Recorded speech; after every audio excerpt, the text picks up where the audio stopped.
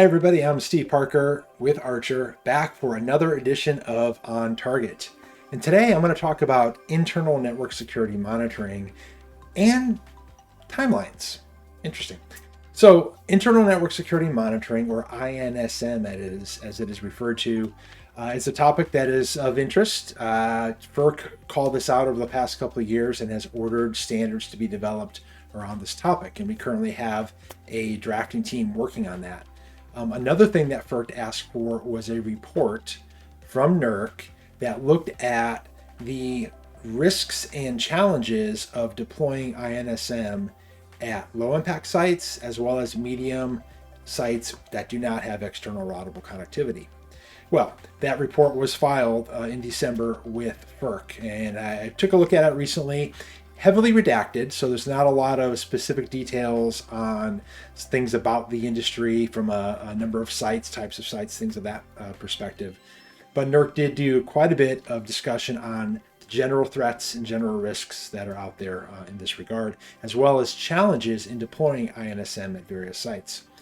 But the big takeaway from that report, in my opinion, was the focus on the aggregated risks or coordinated attacks. The risk that an adversary would go after multiple low-impact sites together at the same time and have a bigger impact on the grid. Obviously, a low-impact site is not as impactful individually, but collectively, that's a whole different story.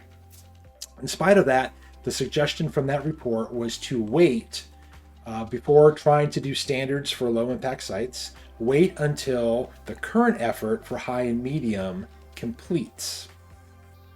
About that, we had a first ballot. So the first draft of a new CIP 7 requirement 6 was posted and balloted. It did fail.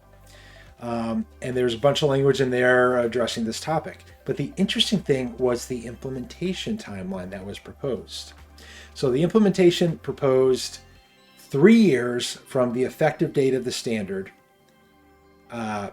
to bring control centers into compliance with the new requirements. Outside of control centers, medium with ERC would get an additional 2 years.